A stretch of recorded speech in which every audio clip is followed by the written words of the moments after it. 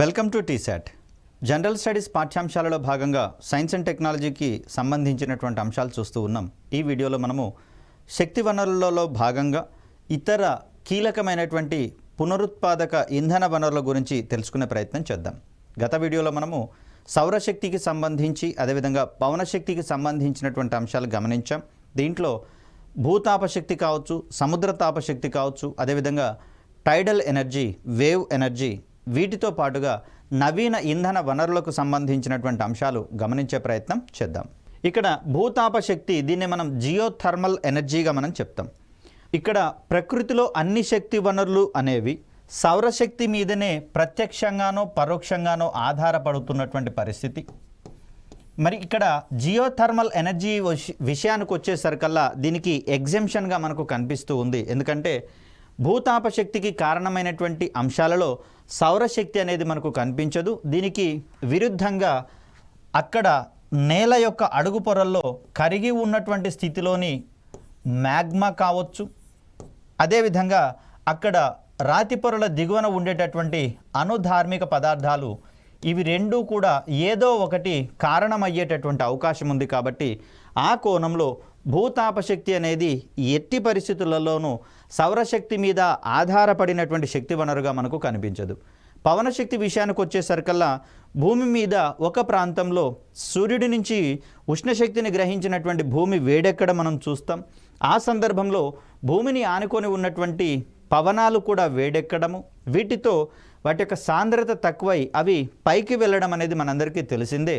మరి ఈ సందర్భంలో అక్కడ ఏర్పడినటువంటి అల్పపీడన ప్రాంతం ఏదైతే ఉందో ఈ ప్రాంతంలోకి ఇరువైపుల నుంచి గాలి అమితమైనటువంటి వేగంతో దూసుకొని వస్తుంది. కాబట్టి ఈ గాలులకు, అంటే ప్రవహించేటటువంటి గాలులకు ఉండేటటువంటి వేగాన్ని ఆధారంగా చేసుకొని విండ్ టర్బైన్స్ వంటి వాటి ద్వారా మనం విద్యుత్ ఉత్పత్తిని చేస్తూ ఉన్నాం. కాబట్టి మరి ఆ సందర్భంలో ఇక్కడ సౌరశక్తి మీద నేరుగా ఆధారపడినటువంటి శక్తి వనరుగా మనకు పవనశక్తి అనేది కనిపిస్తూ ఉంది.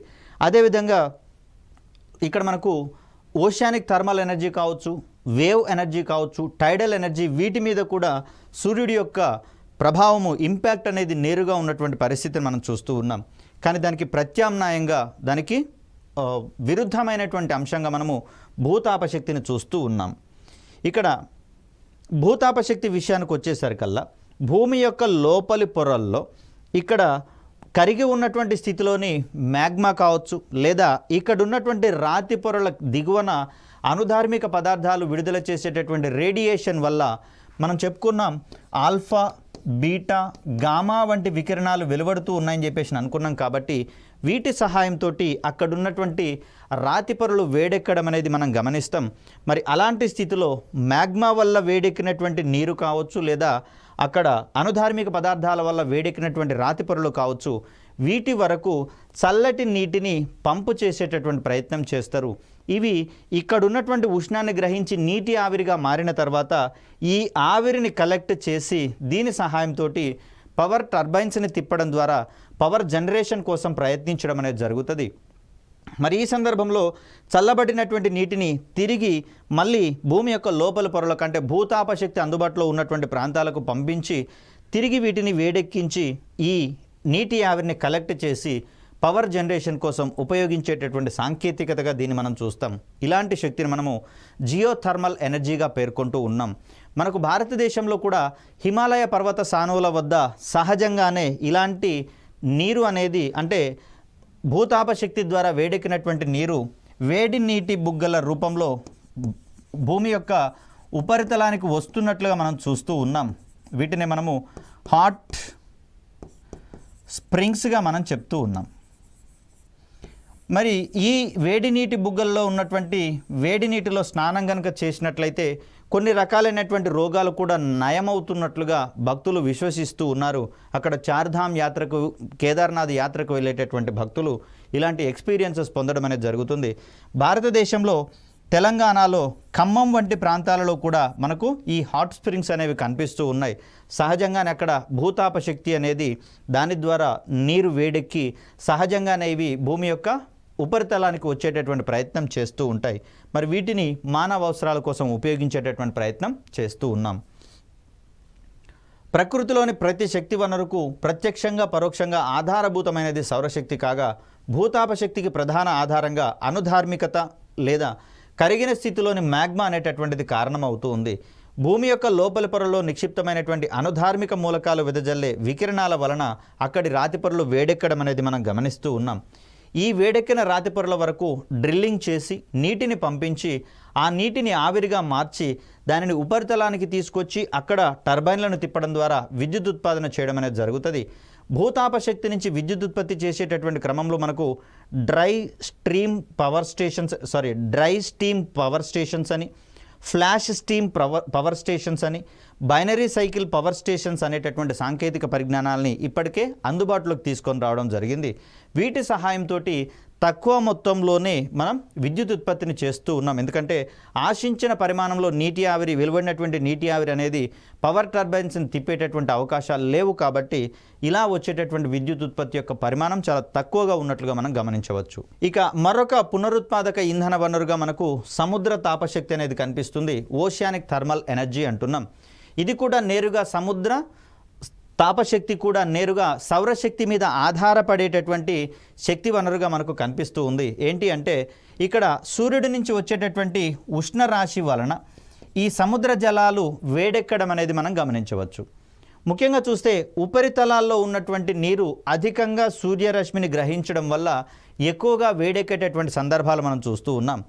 ఇక్కడ సౌరశక్తి అనేది సముద్రపు నీటి యొక్క లోపలి పొరల్లో కనుక ప్రయాణించేటటువంటి క్రమంలో దాని యొక్క వెలుతురు మరియు వేడి అనేది మందగించేటటువంటి క్రమాన్ని మనం చూస్తాం. ఆ సందర్భంలో అధిక వేడిని గ్రహించినటువంటి ఉపరితల పొరలు అధికంగా వేడెక్కుతూ ఉండగా లోపలి పొరల్లోకి వెళ్ళేటటువంటి క్రమంలో ఈ సౌరశక్తి యొక్క పరిమాణం క్రమక్రమంగా తగ్గుతున్నటువంటి పరిస్థితులలో లోపలి పొరలు తక్కువ మొత్తంలో వేడెక్కడం అనేది మనం గమనిస్తూ ఉన్నాం. ఈ సందర్భంలో చూస్తే ఉపరితలం యొక్క నీరు అనేది అధికంగా వేడెక్కుతుంది. లోపలి పొరల్లో ఉన్నటువంటి నీరు తక్కువ వేడిని గ్రహిస్తూ ఉంది. కాబట్టి మోస్ట్ ప్రాబబ్లీ ఇది చల్లగా ఉండేటటువంటి అవకాశం ఉంది. కాబట్టి ఈ అధిక ఉష్ణోగ్రత వ్యత్యాసాలు ఉన్నటువంటి పరిస్థితులలో ఈ టెంపరేచర్ డిఫరెన్సెస్ ఆధారంగా మనము పవర్ జనరేట్ చేసేటటువంటి ప్రయత్నం చేస్తాం. తద్వారా స్వల్ప పరిమాణంలో ఉన్నటువంటి ఉష్ణోగ్రతలను కూడా గ్రహించి ఆవిరిగా మారగలిగేటటువంటి ద్రవ పదార్థాలను ఉపయోగించి ఆ ఆవిరికి ఉండేటటువంటి శక్తి ద్వారా టర్బైన్లను తిప్పడము, దానికి అనుసంధానమైనటువంటి జనరేటర్ ద్వారా విద్యుత్తును ఉత్పత్తి చేయడము, ఇలాంటి పరిస్థితులలో మనము ఈ సముద్ర తాపశక్తిని విద్యుత్ ఉత్పత్తికి ఉపయోగించేటటువంటి కోణాన్ని మనం చూడవచ్చు. వీటితో పాటుగా దాని లోపలంటే సముద్ర తాపశక్తిని మరికొన్ని రకాలుగా ఉపయోగించేటటువంటి సాంకేతికతల మీద పరిశోధన జరుగుతున్నటువంటి పరిస్థితులు మనం చూడవచ్చు. సముద్రపు నీటిలో సౌరశక్తి కొంత లోతు వరకే చొచ్చుకొని పోయేటటువంటి అవకాశం అనేది ఉంది. ఫలితంగా సముద్ర ఉపరితలంపై ఉండేటటువంటి నీటికి సముద్రపు దిగువ పొరలో ఉండేటటువంటి నీటికి మధ్య ఉష్ణోగ్రత వ్యత్యాసం అనేది ఏర్పడుతుంది.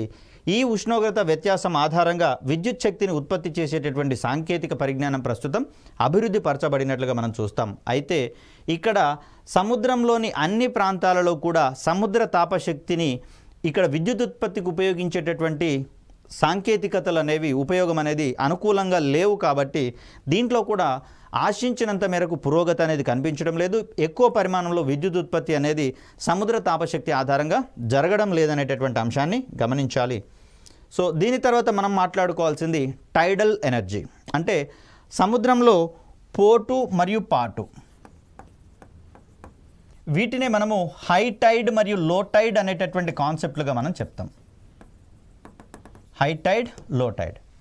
సో ఇలాంటి సందర్భాలలో సముద్రం యొక్క మట్టంలో అమాంతం మార్పులు వచ్చేటటువంటి అవకాశం ఉంది. ఈ సందర్భాలు సాధారణంగా పౌర్ణమి మరియు అమావాస్య రోజులలో గరిష్టంగా ఉండేటటువంటి అవకాశం ఉంది. సో ఆ సందర్భంలో సముద్రంలో ఏర్పడేటటువంటి అల్లకల్లోలాల వల్ల ఇబ్బందులు ఎదురవుతాయి. కాబట్టి జాలర్లను ఈ సమయాల్లో సముద్రంలోకి వేటకు వెళ్ళొద్దని చెప్పేసి చెప్పడం జరుగుతుంది. సపోజ్ హై టైడ్ వచ్చినటువంటి సందర్భంలో సముద్రం యొక్క నీటి మట్టం పెరిగేటటువంటి అవకాశం ఉంది. కాబట్టి ఇక్కడ సముద్రం యొక్క తీర ప్రాంతాల దగ్గర టైడల్ రిజర్వాయర్స్ని కన్స్ట్రక్షన్ చేసే ప్రయత్నం చేస్తారు. టైడల్ రిజర్వాయర్స్ని కన్స్ట్రక్షన్ చేసినప్పుడు ఇక్కడ సముద్రం యొక్క నీటి మట్టము ఎక్కువగా ఉన్నటువంటి పరిస్థితులలో టైడల్ రిజర్వాయర్లో నీటి యొక్క మట్టం తక్కువగా ఉంటుంది. కాబట్టి ఈ టైడల్ రిజర్వాయర్ దగ్గర ఏర్పాటు చేసినటువంటి స్లూయిజ్ గేట్లను గుండా సముద్రం నుంచి నీరు అనేది ఈ టైడల్ రిజర్వాయర్లోకి ఎంటర్ అవుతూ ఉంటుంది. మరి అలాంటి సందర్భంలో సముద్రపు నీటికి ఉన్నటువంటి యాంత్రిక శక్తి వల్ల ఈ టర్బైన్ అనేది తిరగడం ప్రారంభమవుతుంది.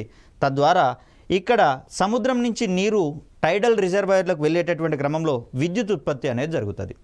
ఇక లో టైడ్ ఏర్పడినటువంటి సందర్భంలో ఇక్కడ టైడల్ రిజర్వాయర్లో నీటి మట్టం అధికంగా ఉంటుంది, సముద్రంలో నీటి మట్టం అనేది తక్కువగా ఉంటుంది. కాబట్టి ఈ సందర్భంలో టైడల్ రిజర్వాయర్ నుంచి వాటర్ సముద్రంలోకి వెళ్ళేటటువంటి క్రమాన్ని మనం చూస్తాం. తిరిగి ఏర్పాటు చేసినటువంటి స్లూయిస్ గేట్ల గుండా ఈ వాటర్ అనేది సముద్రంలోకి ప్రవహిస్తూ ఉంది. కాబట్టి ఈ సందర్భంలో తిరిగి టర్బైన్లను తిప్పుతూ ఉండడం ద్వారా ఇక్కడ తిరిగి విద్యుత్ ఉత్పత్తి అనేది జరుగుతూ ఉంది. అలా హై టైడ్ సమయంలో మరియు లో టైడ్ సమయంలో ఈ టైడల్ రిజర్వాయర్ మరియు సముద్రాల్లో ఉండేటటువంటి నీటి మట్టాలలోని వ్యత్యాసాలను ఆధారంగా చేసుకొని ఇక్కడ సముద్రపు నీటికి ఉండేటటువంటి యాంత్రిక శక్తిని ఆధారంగా చేసుకొని మనం టర్బైన్లను తిప్పడం ద్వారా విద్యుత్ శక్తిని ఉత్పత్తి చేసేటటువంటి ప్రయత్నం చేస్తూ ఉంటాం.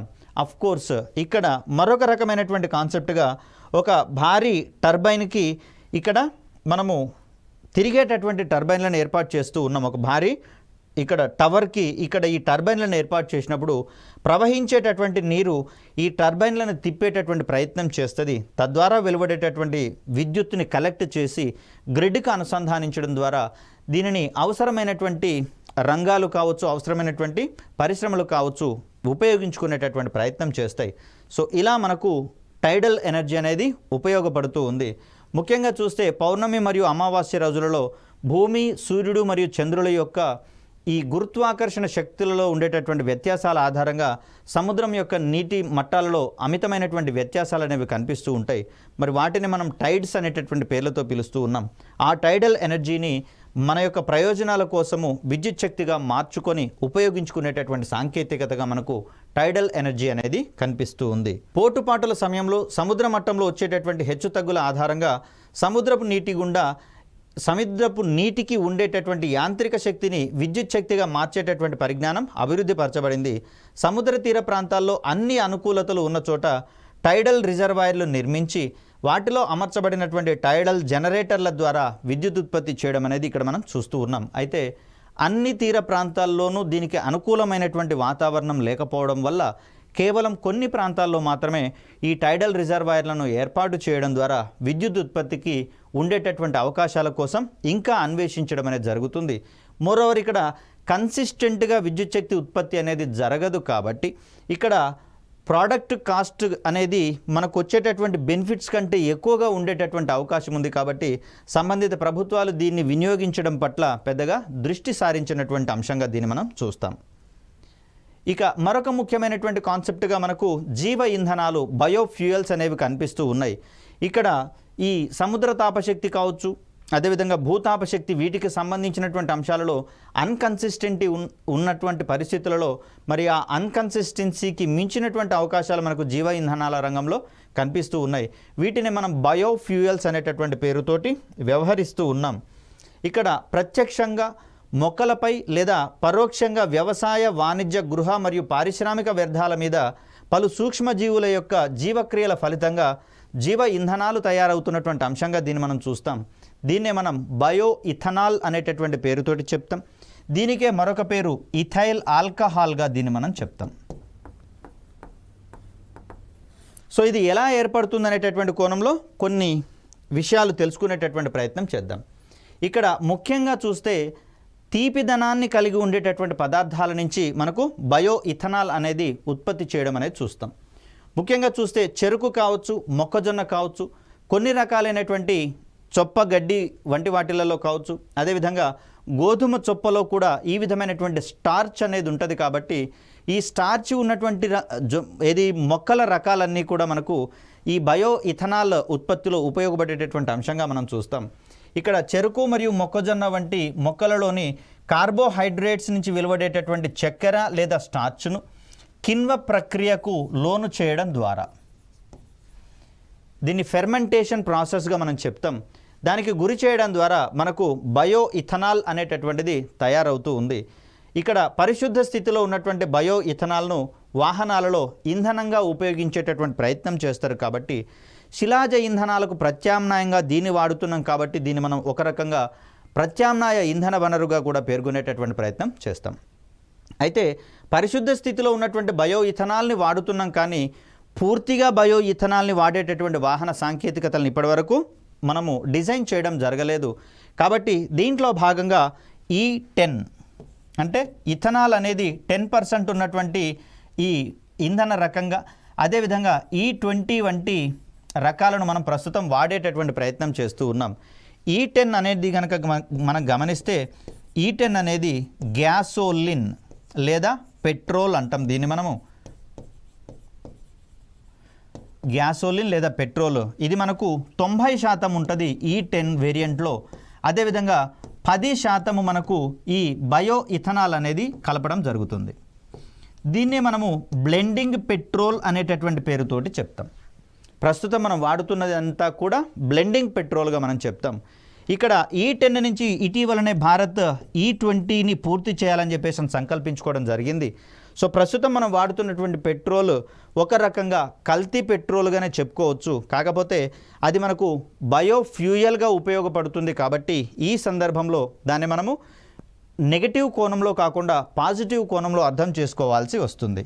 సో దీంట్లో గ్యాసోలిన్ విషయానికి వచ్చేసరికల్లా 80% అనేది ఉంటుంది, ప్లస్ దీనికి 20% బయో ఇథనాల్ని కలిపేటటువంటి ప్రయత్నం చేస్తారు, బ్లెండ్ చేసేటటువంటి ప్రయత్నం చేస్తారు. అలా ప్రస్తుతం మనం వాడేటటువంటి వాహనాల్లో 20% బయో ఇథనాల్ అనేది మనకు కనిపిస్తూ ఉంది. ఈ రకమైనటువంటి బ్లెండెడ్ పెట్రోల్ని మనము గ్యాసోహాల్ అనేటటువంటి పేరుతోటి పిలుస్తాం.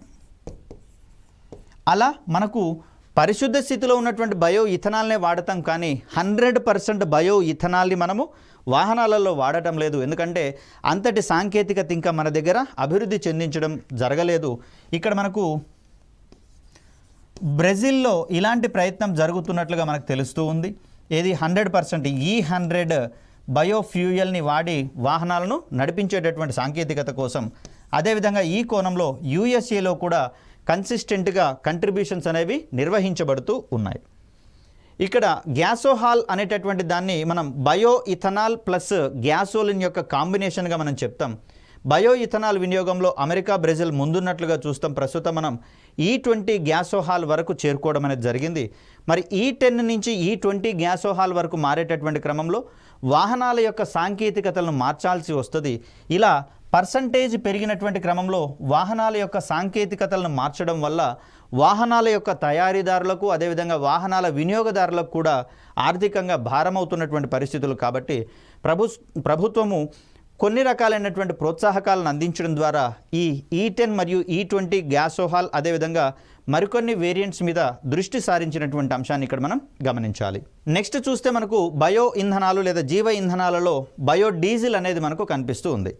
ఇక్కడ తీపిదనాన్ని లేదా చక్కెరను కలిగి ఉన్నటువంటి మొక్కల ద్వారానేమో బయో ఇథనాల్ అనేది మనకు ఉత్పత్తి అవుతూ ఉంటే, ఇక్కడ మొక్కల యొక్క విత్తనాలలో ఉండేటటువంటి నూనెలను ఎస్టరిఫికేషన్ అనేటటువంటి ప్రక్రియకు గురి చేసినప్పుడు అది బయోడీజిల్గా మారి సహజంగా డీజిల్ మీద ఉండేటటువంటి డిమాండ్ను తగ్గించేటటువంటి కోణంలో మనకు ఉపయోగపడుతున్నట్లుగా మనం చూస్తాం. ఇక్కడ మొక్కల యొక్క విత్తనాల నుంచి ఎక్స్ట్రాక్ట్ చేసినటువంటి నూనెలు లేదా శాఖీయ కొవ్వులలో వాటిని ట్రాన్స్ ఎస్టరిఫికేషన్ అనేటటువంటి ప్రక్రియకు గురి చేయడం ద్వారా బయోడీజిల్ ఉత్పత్తి అవుతున్నట్లుగా మనం చూస్తాం. ఇలాంటి బయోడీజిల్ అనేటటువంటిది జెట్రోపా కర్కస్, కానుగ మొక్కలు, అదేవిధంగా ఎడిబుల్ ఆయిల్స్ ఏవైతే ఉన్నాయో, అంటే తినదగినటువంటి నూనెలు, ఇది వంటగదులలో వాడినటువంటి నూనెలు ఏవైతే ఉన్నాయో వాటిని పదే పదే వాడడానికి బదులుగా ఇలాంటి బయోడీజిల్ మరియు బయో ఇథనాల్ వాడడానికి కనుక ఉపయోగించినట్లయితే అక్కడ మళ్ళీ వాడినటువంటి నూనెల వల్ల అనారోగ్య పరిస్థితులు ఏర్పడతాయి. మరి ఆ సందర్భంలో అలా అనారోగ్యాన్ని కలిగించకుండా దీన్ని ఈ బయోడీజిల్, జీవ ఇంధనాల వంటి వాటి ఉత్పత్తికి కనుక ఉపయోగించుకున్నట్లయితే ఆదాయం వస్తుంది, ఆరోగ్యం కూడా సమకూరేటటువంటి క్రమాన్ని మనం చూస్తాం. అదేవిధంగా జంతువుల యొక్క కొవ్వును కూడా మనం బయోడీజిల్ ఉత్పత్తిలో ఉపయోగిస్తూ ఉన్నాం. పామాయిల్ కావచ్చు, సోయా, పొద్దుతిరుగుడు, ఆల్గే మరియు పొంగామియా పిన్నాటా వంటి మొక్కల యొక్క విత్తనాల నుంచి ఆయిల్ కలెక్ట్ చేసి వాటి నుంచి మనం ట్రాన్స్ ఎస్టరిఫికేషన్ ప్రక్రియ ద్వారా బయోడీజిల్ని ఉత్పత్తి చేసేటటువంటి ప్రయత్నం చేస్తూ ఉన్నాం. ఇక్కడ బయోగ్యాస్ విషయానికి వచ్చేసరికల్లా గృహాలలో కావచ్చు, పరిశ్రమల్లో కావచ్చు, వ్యవసాయ సంబంధమైనటువంటి వ్యర్థాలలో కావచ్చు, వీటన్నిటి ద్వారా మనం బయోగ్యాస్ను ఉత్పత్తి చేయగలిగేటటువంటి అవకాశం అనేది ఉంది. సహజంగా భారతదేశము వ్యవసాయ ఆధారిత దేశం కాబట్టి వ్యవసాయానికి అనుబంధంగా పాడి పరిశ్రమ కూడా ఉంటుంది కాబట్టి ఈ పాడి రంగంలో ఏర్పడేటటువంటి జంతువుల యొక్క పేడను కూడా మనము ఉపయోగించుకొని బయోగ్యాస్ని ప్రొడ్యూస్ చేసేటటువంటి ప్రయత్నం చేయవచ్చు. దీంట్లో ఉన్నటువంటి ప్రధానమైనటువంటి అనుఘటకంగా మనము మీథేన్ వాయువును పేర్కొంటాం. మీథేన్ వాయువును పేర్కొంటూ ఉంటాం. జీవ విచ్ఛిన్నం చెందగలిగేటటువంటి వ్యర్థ పదార్థాలు లేదా పంట ఉత్పత్తులపై ఎనరోబ్ వంటి సూక్ష్మజీవులు వాయురహిత పరిస్థితులలో అవి చేసుకునేటటువంటి జీవక్రియల ఫలితంగా బయోగ్యాస్ వెలువడుతున్నట్లుగా మనం ఇక్కడ గమనించవచ్చు. బయోగ్యాస్లో ప్రధానంగా ఉండేటటువంటి వాయువుగా మనకు మీథేన్ అనేది కనిపిస్తూ ఉంది. ఈ ప్రక్రియ వల్ల ఉప ఉత్పన్నంగా బై ప్రోడక్ట్గా బయోగ్యాస్తో పాటుగా జీవ ఎరువు బయో ఫెర్టిలైజర్ కూడా వెలువడేటటువంటి అవకాశం ఉంది.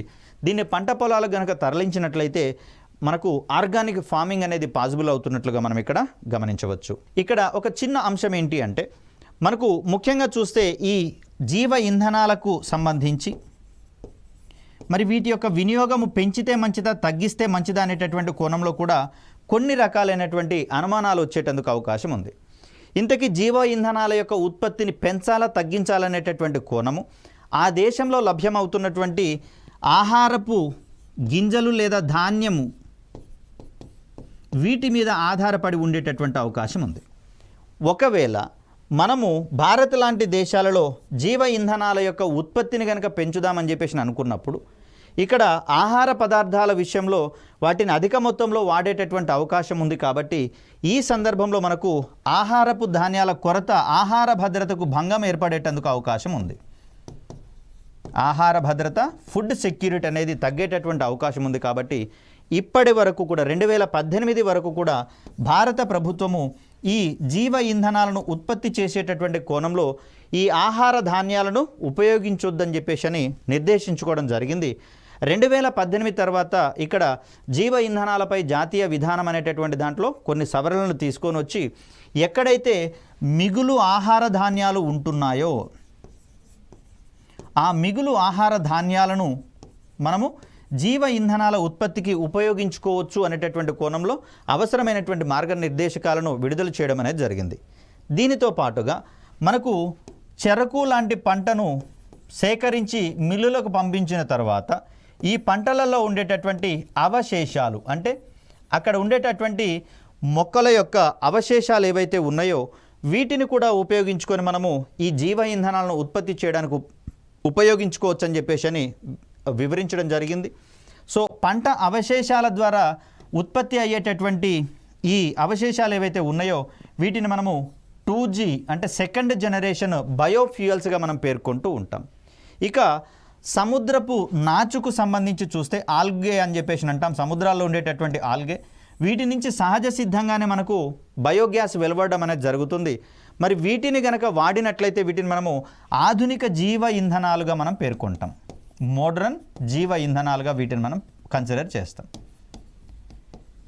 ఈ మోడర్న్ జీవ ఇంధనాల తర్వాత ప్రస్తుతము పట్టణాలలో ఘన వ్యర్థాలు ఏర్పడుతున్నటువంటి పరిస్థితుల్లో ఈ ఘన వ్యర్థాల నుంచి కూడా మనకు బయోగ్యాస్ లాంటి వాటిని ఉత్పత్తి చేయాలని చెప్పేసి నిర్దేశించుకోవడం జరిగింది. ఒకవేళ ఇలాంటి జీవ ఇంధనాలు ఈ రంగంలో మనం స్వయం సమృద్ధిని గనక సాధించినట్లయితే అంటే భారతీయ అవసరాలకు అవసరమైనటువంటి జీవ ఇంధనాలను స్వదేశీయంగా ఉత్పత్తి చేసుకుంటూ ఇంకా మిగులును గనక సాధించినట్లయితే అవసరమైనటువంటి మేరకు మిత్ర దేశాలకు వీటిని ఎగుమతి చేసుకోవచ్చు అనేటటువంటి సవరణను మనకు 2018 జీవ ఇంధనాలపై జాతీయ విధానంలో ఒక వెసులుబాటును తీసుకొని రావడం అనేది జరిగింది. అంతేకాకుండా జీవ ఇంధనాలకు సంబంధించినటువంటి ప్రొడక్షన్ యూనిట్స్ ఏవైతే ఉన్నాయో వీటిని గ్రామీణ ప్రాంతాల్లో ఏర్పాటు చేయడం ద్వారా అక్కడ ఉన్నటువంటి ప్రజానీకానికి ఉపాధిని కూడా కల్పించేటటువంటి అవకాశాన్ని కల్పించడం జరుగుతుంది. వీటి యొక్క ఉత్పత్తితో పాటుగా వీటిని డిస్ట్రిబ్యూషన్ చేసేటటువంటి సందర్భంలో మార్కెట్ చేసేటటువంటి సందర్భంలో కూడా సంబంధిత గ్రామీణ ప్రజానీకము ఉపాధిని పొందేటటువంటి అవకాశం ఉంది. కాబట్టి మరి బంజరు భూములలో ఈ మొక్కలను గనక పెంచినట్లయితే అక్కడ అవి పచ్చదనాన్ని చేకూర్చడంతో పాటుగా అక్కడ ఉన్నటువంటి ప్రజానీకానికి ఒక అదనపు ఆదాయ వనరుగా మారేటందుకు అవకాశం అనేది కూడా ఏర్పడుతుంది. కాబట్టి ప్రభుత్వాలు పెద్ద మొత్తంలో జీవ ఇంధనాలను ఉత్పత్తి చేయడాన్ని కనుక పెంచినట్లయితే ప్రోత్సహించినట్లయితే ఇది పర్యావరణానికి హితమైనటువంటి అంశంగా మారుతూ అదేవిధంగా జీవ ఇంధనాల వినియోగం వల్ల శిలాజ ఇంధనాల మీద ఉండేటటువంటి డిమాండ్ తగ్గడమే కాకుండా శిలాజ ఇంధనాల వినియోగం వల్ల ఏర్పడేటటువంటి ఈ కార్బన్ ఎమిషన్స్ ఏవైతే ఉన్నాయో వాటిని రెడ్యూస్ చేయడంలో జీవ ఇంధనాలు అనేవి కీలక పాత్ర పోషిస్తున్నట్లుగా మనం చూడవచ్చు. ఇక ప్రస్తుతము మనకున్నటువంటి సాంకేతిక పురోభివృద్ధి వల్ల పునరుత్పాదక ఇంధన వనరుల తర్వాత మరొక కీలకమైనటువంటి అంశంగా నవీన ఇంధన వనరులు అనేవి రావడం జరిగింది. వీటినే మనము న్యూ ఎనర్జీ రిసోర్సెస్గా మనం చెప్తాం. కాబట్టే మనకు ఈ న్యూ అండ్ రెన్యూబుల్ ఎనర్జీ రిసోర్సెస్ని ప్రోత్సహించేటటువంటి క్రమంలో మనకు ఒక మంత్రిత్వ శాఖను కూడా ఏర్పాటు చేసుకోవడం అనేది జరిగింది, ministry of new and renewable energy అనేటటువంటి పేరుతోటి. సో ప్రస్తుతము పునరుత్పాదక ఇంధన వనరులు అదేవిధంగా నవీన ఇంధన వనరులకు సంబంధించినటువంటి ఉత్పత్తిని పర్యవేక్షిస్తున్నటువంటి సంస్థగా మంత్రిత్వ శాఖగా మనకు ఎంఎన్ఆర్ఈ అనేది కనిపిస్తుంది. సాంప్రదాయక ఇంధన వనరులు అయినటువంటి పెట్రోలియము, డీజిల్, సహజ వాయువులపై ఉండేటటువంటి సహజ సిద్ధమైనటువంటి డిమాండ్ను తగ్గించడంలో పునరుత్పాదక ఇంధన వనరులతో పాటు ఇటీవల కాలంలో సాంకేతిక అభివృద్ధి వలన మరికొన్ని సాంకేతికతలు సైతం దోహదపడుతున్నట్లుగా మనం చూస్తూ ఉన్నాం. ఈ కోవకు చెందినటువంటి అంశాలుగా మనం బ్యాటరీ ఎలక్ట్రిక్ వెహికల్స్ లేదా బ్యాటరీ ఆపరేటెడ్ వెహికల్స్గా వీటిని మనం చూస్తాం. దీనితో పాటుగా మ్యాగ్నెటిక్ హైడ్రోడైనమిక్స్ అనేటటువంటిది, అదేవిధంగా హైడ్రోజన్ ఫ్యూయల్ సెల్స్ ఇటీవల కాలంలో విపరీతమైనటువంటి ప్రాచుర్యం పొందుతున్నటువంటి అంశాలుగా దీన్ని మనం చూస్తాం. ఇటీవల కాలంలోనే భారతీయ రైల్వే కూడా హైడ్రోజన్ ఫ్యూయల్ సెల్స్ లేదా హైడ్రోజన్ ఇంధనాన్ని ఉపయోగించుకొని పనిచేసేటటువంటి మొదటి ట్రైన్ని పైలట్ ప్రాజెక్టుగా ప్రారంభించాలని చెప్పేసి నిర్దేశించుకోవడం అనేది జరిగింది. సో అలా మనకు నవీన శక్తి వనరుల్లో కూడా ఇటీవల కాలంలో కన్సిస్టెంట్గా పురోగతి అనేది కనిపిస్తూ ఉంది. ముఖ్యంగా చూస్తే లిథియం అయాన్ బ్యాటరీల సహాయంతో పనిచేసేటటువంటి ఈ బ్యాటరీ ఆపరేటెడ్ వెహికల్స్ యొక్క వినియోగము క్రమక్రమంగా పెరుగుతున్నటువంటి పరిస్థితులు మనం చూస్తూ ఉన్నాం. ప్రముఖమైనటువంటి ఆటోమొబైల్స్ సంస్థలు కూడా ఇక్కడ లిథియం అయాన్ బ్యాటరీస్ సహాయంతో పనిచేసేటటువంటి బ్యాటరీ ఆపరేటెడ్ వెహికల్స్ విషయంలో తీవ్రమైనటువంటి శ్రద్ధ చూపిస్తూ ఉన్నాయి. అవి వీటిని తయారు చేయడంలో మరింత పరిశోధన చేస్తున్నట్లుగా మనం చూస్తూ ఉన్నాం. ముఖ్యంగా బ్యాటరీ ఆపరేటెడ్ వెహికల్స్ సహాయంతో మనకు సాంప్రదాయంగా వాడేటటువంటి ఈ ఇంధన ఛాంబర్లను కలిగినటువంటి ఈ ఇంజిన్స్ అనేటటువంటివి ఉండవు. కాబట్టి వాటి స్థానంలో కేవలము ఈ విద్యుత్తో నడిచేటటువంటి మోటార్లు ఉంటాయి, మోటార్ ఇంజిన్స్ మాత్రమే ఉంటాయి. కాబట్టి మరి ఆ సందర్భంలో ఈ సాంప్రదాయ ఇంధన ఛాంబర్లు కలిగినటువంటి మోటార్ల వల్ల అధిక శబ్దం వెలువడేటటువంటి అవకాశం ఉంది, పొల్యూషన్ కూడా వెలువడేటటువంటి అవకాశం ఉంది. కాబట్టి మరి బ్యాటరీ ఆపరేటెడ్ వెహికల్స్ సహాయంతో ఎలాంటి కాలుష్యం లేనటువంటి ఈ వాహన ప్రయాణాలు సాధ్యమవుతాయి. వీటితో పాటుగా శబ్ద కాలుష్యం కూడా లేనటువంటి వాహన ప్రయాణాలు అనేవి సాధ్యమవుతాయి. ఇక్కడ హైడ్రోజన్ ఫ్యూయల్ సెల్లులతో కూడా ఇదే రకమైనటువంటి సౌలభ్యం ఉంటూ ఉంది. కాబట్టి ఇక్కడ వాహనాల యొక్క బరువు కూడా అమాంతం తగ్గేటటువంటి అవకాశం ఉంది. కాబట్టి ఫ్యూయల్ ఎఫిషియన్సీ కూడా పెరిగేటటువంటి అవకాశం అనేది ఏర్పడుతుంది. ఇక మ్యాగ్నెటిక్ హైడ్రోడైనమిక్స్ విషయానికి వచ్చేసరికల్లా ఇక్కడ అధిక ఉష్ణోగ్రతలకు వేడి చేసినటువంటి ప్లాస్మా వాయువులు, వీటికి విద్యుత్ వాహకత కలిగి ఉంటే గనక అలాంటి విద్యుత్ వాహకత కలిగినటువంటి ప్లాస్మా వాయువుల్ని వేడి చేసి బలమైనటువంటి అయస్కాంత క్షేత్రాల గుండా పంపించినప్పుడు, బలమైన అయస్కాంత క్షేత్రాల గుండా పంపించినటువంటి సందర్భంలో ఈ ప్లాస్మా వాయువులలో విద్యుత్ వాహక ధర్మం అనేది ఉంటుంది. కాబట్టి వీటిలలో ఈ బలమైన అయస్కాంత క్షేత్రాల యొక్క ప్రభావం వల్ల విద్యుత్ అనేది జనిస్తుంది అని చెప్పేసి వివరించేటటువంటి కాన్సెప్ట్గా మనకు మ్యాగ్నెటిక్ హైడ్రోడైనమిక్స్ అనేది కనిపిస్తూ ఉంది. మనం ప్రస్తుతం వాడుతున్నటువంటి న్యూక్లియర్ రియాక్టర్లు ఏవైతే ఉన్నాయో, అణు రియాక్టర్లు ఏవైతే ఉన్నాయో, ఈ అణు రియాక్టర్లకు అనుబంధంగా వీటిని గనక ఏర్పాటు చేసినట్లయితే న్యూక్లియర్ రియాక్టర్లలో వెలువడేటటువంటి ఉష్ణం ఏదైతే ఉందో ఈ ఉష్ణాన్ని ప్లాస్మా వాయువులకు గనక అందించినట్లయితే వాటిని ఈజీగా మనం 5000 నుంచి 6000 డిగ్రీల సెంటీగ్రేడ్ ఉష్ణోగ్రతకు వేడి చేసేటటువంటి అవకాశం ఉంది. ఇలాంటి వాయువుల్ని మనం బలమైన అయస్కాంత క్షేత్రాల గుండా పంపించినటువంటి సందర్భంలో ఆ వాయువులలో విద్యుత్ అనేది ఉత్పత్తి కావడం అనేది జరుగుతుంది. తద్వారా మెరుగైనటువంటి పర్యావరణ హితమైనటువంటి ఎలాంటి కర్బన ఉద్గారాలను వెలువరించినటువంటి విద్యుత్ ఉత్పత్తి అనేది పాసిబుల్ అవుతుంది. కాబట్టే ఈ కోణంలో ఇటీవలి కాలంలో హైడ్రోజన్ అనేటటువంటి ఇంధనాన్ని ఉత్పత్తి చేసేటటువంటి క్రమంలో గ్రీన్ హైడ్రోజన్ అనేటటువంటి కాన్సెప్ట్ వెలుగులోకి రావడం అనేది జరిగింది. అంటే హైడ్రోజన్ని నీటి యొక్క విద్యుత్ విశ్లేషణ ప్రక్రియ ద్వారా ఉత్పత్తి చేసే క్రమంలో అక్కడ నీటిని విద్యుత్ విశ్లేషణకి గురి చేసేటటువంటి సందర్భంలో ఉపయోగించే విద్యుత్తుని పర్యావరణ హితమైనటువంటి పద్ధతిలో కనుక ప్రొడ్యూస్ చేస్తే అలా ఏర్పడేటటువంటి హైడ్రోజన్ మనము గ్రీన్ హైడ్రోజన్గా పరిగణిస్తూ ఉన్నాం. అదేవిధంగా గ్రీన్ అమ్మోనియా. సో ఇలాంటి కాన్సెప్ట్స్ ఈ మధ్య కాలంలో వెలుగులోకి రావడం అనేది జరుగుతుంది. కాబట్టి ఇక్కడ ఉపయోగించేటటువంటి విద్యుత్ యొక్క సోర్స్ని ఆధారంగా చేసుకొని దానికి గ్రీన్ అనేటటువంటి ఒక ట్యాగ్ లైన్ అందించడం అనేది జరుగుతుంది. తద్వారా హైడ్రోజన్ని ఉపయోగించిన ఎలాంటి కర్బన ఉద్గారాలు అనేవి రిలీజ్ అవ్వవు వాతావరణంలోకి.